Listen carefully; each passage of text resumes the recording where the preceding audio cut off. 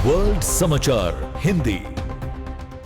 नमस्कार। आज का द हिंदू रिव्यू सिर्फ खबरों का सारांश नहीं है, बल्कि ये आपके यूपीएससी, एसएससी, बैंकिंग और डिफेंस एग्जाम्स के लिए एक डेली पावर कैप्सूल है। तो चलिए फटाफट जानते हैं 20 अक्टूबर 2025 की वो टॉप 10 खबरें जो देश और दुनिया दोनों के लिए बहुत अहम हैं। तो आज हम क्या क्या देखने वाले हैं? सबसे पहले बात करेंगे देश पर जो दबाव है उनकी, फिर आगे बढ़ेंगे शासन की चुनौतियों की तरफ, इसके बाद देखेंगे कि दुनिया में भारत की क्या स्थिति है, और आखिर में बात होगी भारत के भविष्य को सुरक्षित करने की रणनीतियों पर। तो चलिए शुरुआत करते हैं हमारे पहले सेक्शन से। इसमें हम देखेंगे वो मौजूदा संकट जिनका सीधा असर आम लोगों की जिंदगी पर पड़ रहा है। सबसे पहली खबर दिल्ली से। एक बार फिर दिल्ली की हवा बहुत खराब यानी वेरी पुअर कैटेगरी में पहुंच गई है। AQI 300 के पार जा चुका है। इसके चलते GRAP स्टेज 2 के प्रतिबंध भी लागू हो गए हैं। इसी बीच सुप्रीम कोर्ट ने कुछ शर्तों के साथ ग्रीन क्रैकर्स को मंजूरी दी है। तो जहां उत्तर भारत हवा से परेशान है, वहीं दक्षिण भारत पानी की एक अलग ही चुनौती से जूझ रहा है। जी हाँ, हम बात कर रहे हैं मुल्ला पेरियार बांध की। यहाँ पानी का लेवल 39.15 फीट तक पहुँच गया है और इसकी वजह से केरल और तमिलनाडु दोनों राज्यों में बाढ़ का अलर्ट है। इडुक्की और थेनी जिलों में भारी बारिश और बांध से छोड़े गए पानी ने दोनों राज्यों के बीच जो पुराना पानी का विवाद है उसे फिर से गर्मा दिया है। और अब एक दुखद खबर उत्तर प्रदेश के फतेहपुर से। वहाँ एक पटाखा बाजार में आग लगने से 65 दुकानें जलकर खाक हो गईं। यह हादसा दिखाता है कि जो अस्थायी बाजार होते हैं उनमें फायर सेफ्टी नियमों का पालन कितना कमजोर है। ये डिजास्टर मैनेजमेंट के लिहाज से एक बहुत ही अहम मुद्दा है। देखिए, ये जो मुल्ला पेरियार का विवाद है, ये कोई नया नहीं है। इसकी जड़ें 1886 के एक समझौते में हैं और तब से आज तक ये केरल और तमिलनाडु के बीच तनाव की वजह बना हुआ है। सुप्रीम कोर्ट के फैसलों के बावजूद हर मॉनसून में ये मुद्दा फिर से उठ खड़ा होता है। ये ज्योग्राफी और पॉलिटी दोनों के लिए एक बेहतरीन केस स्टडी है। चलिए अब आगे बढ़ते हैं हमारे दूसरे सेक्शन की तरफ और देखते हैं कि वो कौन से राजनीतिक और प्रशासनिक मुद्दे हैं जो हमारी राष्ट्रीय नीति को आकार दे रहे हैं। तो सबसे पहला मुद्दा है लद्दाख का। लद्दाख को पूर्ण राज्य का दर्जा और सबसे जरूरी छठी अनुसूची यानी 6th शेड्यूल में शामिल करने की मांग फिर से तेज हो गई है। इस मांग का मकसद है वहां की स्थानीय जमीन, संस्कृति और नौकरियों को बचाना। और 22 अक्टूबर को इस पर गृह मंत्रालय के साथ एक अहम बैठक भी होनी है। इंडियन पॉलिटी के लिए ये एक बहुत ही जरूरी टॉपिक है।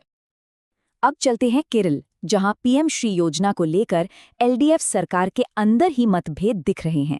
देखिए, केंद्र सरकार 1446 करोड़ रुपए दे रही है ताकि स्कूलों को NEP 2020 के हिसाब से आधुनिक बनाया जा सके, लेकिन CPI को लगता है कि इस MOU पर साइन करने का मतलब होगा NEP को अप्रत्यक्ष रूप से स्वीकार कर लेना, जिसका वो विरोध करते हैं। ये केंद्र राज्य संबंधों और शिक्षा नीति पर बहस का एक सटीक उदाहरण है। शासन से जुड़े दो और अपडेट्स हैं। JNU में छात्र गुटों के बीच झड़प के बाद कुछ छात्र नेताओं को हिरासत में लिया गया है। वहीं कर्नाटक में RSS के रूट मार्च को कानून व्यवस्था का हवाला देकर इजाजत नहीं मिली। ये दोनों ही मामले आर्टिकल 19 के तहत मिले शांतिपूर्वक सभा करने के अधिकार और उस पर लगने वाली उचित पाबंदियों के बीच के तनाव को दिखाते हैं। तो देश के अंदर की खबरों से अब हम अपना फोकस ले जाते हैं अंतर्राष्ट्रीय मंच पर। चलिए देखते हैं कि भारत के पड़ोस और उसकी रणनीतिक साझेदारियों में क्या चल रहा है। दुनिया भर में शांति समझौते इस वक्त एक बहुत ही नाजुक दौर से गुजर रहे हैं। इस बात को समझने के लिए चलिए दो घटनाओं पर नजर डालते हैं। एक तरफ दक्षिण एशिया से अच्छी खबर है। कतर और तुर्की की मध्यस्थता से पाकिस्तान और अफगानिस्तान संघर्ष विराम पर सहमत हो गए हैं। ये क्षेत्रीय स्थिरता के लिए एक बड़ा कदम हो सकता है। वहीं दूसरी तरफ मध्य पूर्व में स्थिति बिल्कुल उल्टी है। गाजा में संघर्ष विराम टूट गया है और नए हमलों में 19 लोगों की मौत के बाद इजराइल ने मानवीय सहायता भी रोक दी है। ये दोनों ही घटनाएं अंतर्राष्ट्रीय संबंधों के लिहाज से बहुत महत्वपूर्ण हैं। इसी बीच भारत और ऑस्ट्रेलिया अपने रक्षा संबंधों को और मजबूत कर रहे हैं। कैनबरा में 3 अहम समझौते हुए हैं: सबमरीन बचाव पर, एयर टू एयर रिफ्यूलिंग पर और समुद्री सुरक्षा पर। ये दिखाता है कि दोनों देश अब सिर्फ बातचीत से आगे बढ़कर जमीनी सहयोग की ओर बढ़ रहे हैं, जिससे भारत की इंडो पैसिफिक रणनीति को और भी बल मिलेगा। और अब आते हैं हम अपने आखिरी सेक्शन पर। इसमें हम देखेंगे कि भारत की रक्षा और आंतरिक सुरक्षा को बढ़ाने के लिए क्या कदम उठाए जा रहे हैं। एक युग का अंत हो रहा है। 60 साल की शानदार सेवा के बाद भारतीय वायुसेना का एक प्रतीक MiG-21 अब विदा ले रहा है। 1971 के युद्ध से लेकर बालाकोट तक देश के आसमान की रक्षा करने वाले इस विमान को आधिकारिक तौर पर रिटायर कर दिया गया है। ये वाकई भारतीय वायुसेना के इतिहास में एक बहुत बड़ा पल है। और MiG-21 की जगह ले रहा है हमारा स्वदेशी लड़ाकू विमान तेजस Mk-1A, जो मेक इन इंडिया के लिए एक मील का पत्थर है।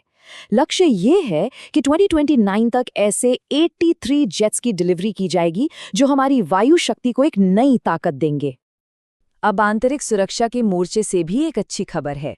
सरकारी आंकड़ों के मुताबिक माओवादी प्रभाव अब सिमटकर सिर्फ 11 जिलों तक रह गया है। ये सरकार की आत्मसमर्पण नीति और सुरक्षा अभियानों की सफलता को दिखाता है और इंटरनल सिक्योरिटी के सिलेबस के लिए एक महत्वपूर्ण अपडेट है। तो आज की पूरी चर्चा को अगर समेटा जाए तो एक तरफ भारत अपनी सैन्य शक्ति बढ़ा रहा है और आंतरिक खतरों को काबू कर रहा है। ऐसे में अगली सबसे बड़ी चुनौती क्या है?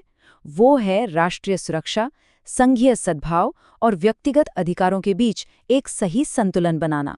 ये एक ऐसा सवाल है जिस पर विचार करना बहुत जरूरी है। अगर आपको ये एनालिसिस पसंद आया हो तो कमेंट जरूर करें, लाइक करें और चैनल को सब्सक्राइब करना ना भूलें। साथ ही बेल आइकन जरूर दबाएं ताकि आपको रोजाना द हिंदू रिव्यू की अपडेट्स सबसे पहले मिले। धन्यवाद देखने के लिए। और अधिक अपडेट्स के लिए हमारे चैनल को सब्सक्राइब करें।